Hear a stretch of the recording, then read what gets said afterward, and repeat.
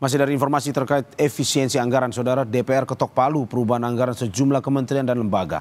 Kepala Kantor Komunikasi Kepresidenan Hasan Nasbi tegaskan efisiensi anggaran yang dicanangkan Presiden Prabowo tidak mengganggu program layanan. Hingar-bingar efisiensi anggaran di pemerintahan Prabowo Gibran terus bergulir. Rabu 12 Februari 2025, DPR pun menindaklanjuti instruksi Presiden tentang efisiensi anggaran di kementerian lembaga hingga Pemda. Komisi 2 DPR RI menyetujui perubahan pagu alokasi anggaran 8 kementerian dan lembaga yang menjadi mitra kerjanya. Antara lain Kemenpan RB dari pagu 393 miliar kini ditetapkan menjadi 208 miliar rupiah. Di Kementerian ATR BPN, efisiensi anggaran dari 6,4 triliun menjadi 4,2 triliun. KPU pasca efisiensi kini anggarannya menjadi 2,2 triliun. Sedangkan Bawaslu akan melakukan efisiensi sehingga anggarannya menjadi 1,4 triliun. Berikutnya, efisiensi anggaran di Badan Kepegawaian Negara menjadi 603 miliar rupiah. Lalu Lembaga Administrasi Negara menjadi 237 miliar. Arsip Nasional Republik Indonesia menjadi 200 miliar dan pasca efisiensi anggaran di Ombudsman menjadi 163 miliar rupiah. DPR berharap kementerian dan lembaga mitra kerjanya tetap dapat bekerja dengan anggaran yang sudah ditetapkan. Bu Menteri, happy nggak dengan rekonstruksi ini? Happy ya? Bu Rini siap ya? Kerja ya dengan anggaran yang diterima itu. Jangan nanti yang dibilang oleh Mas Aji Subekti itu jadikan alasan ASN ogah-ogahan ya. Enggak ya Bu ya? Oke.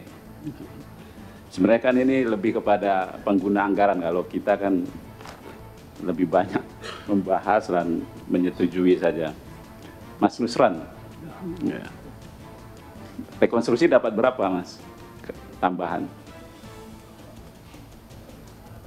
Dari rekonstruksi itu, setelah efisiensi kan rekonstruksi. 200 miliar. Ya, besar ya itu ya. Cukup lah ya. Kalau semangatnya tadi sebenarnya rasionalisasi, kata ketua, kan mestinya.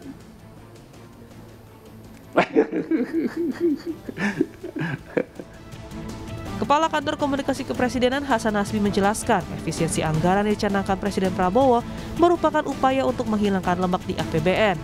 Hasan menjelaskan seperti tubuh manusia, menghilangkan lemak tidak akan mengurangi otot. Dengan demikian, kemampuan atau tenaga pemerintah untuk memberikan pelayanan publik tidak akan berkurang.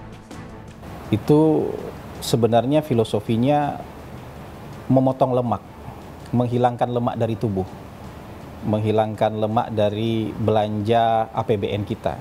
Jadi tidak untuk mengurangi otot. Jadi kalau hanya lemaknya yang dikurangi, itu artinya ototnya segitu. Kalau bisa ototnya lebih padat lagi, kan begitu. Jadi tenaga pemerintah, tenaga birokrasi tidak akan berkurang sama sekali. Justru tubuhnya akan jauh lebih sehat kalau lemak-lemak jenuh ini, lemak-lemak yang tidak dibutuhkan ini justru dihilangkan, ya. Tidak substansial, ya, tidak ada ukuran-ukurannya yang punya impact bagi masyarakat, ini yang dihemat. Bukan ototnya yang dikurangi, makanya belanja pegawai itu tidak dikurangi. Ya, layak. Efisiensi belanja dalam pelaksanaan APBN dan APBD tahun 2025 memang menargetkan penghematan anggaran hingga 306,7 triliun rupiah. Kementerian dan lembaga negara pun memiliki waktu hingga 14 Februari untuk mengusulkan revisi anggaran yang telah disesuaikan dengan instruksi Presiden. Tim Liputan, Kompas TV.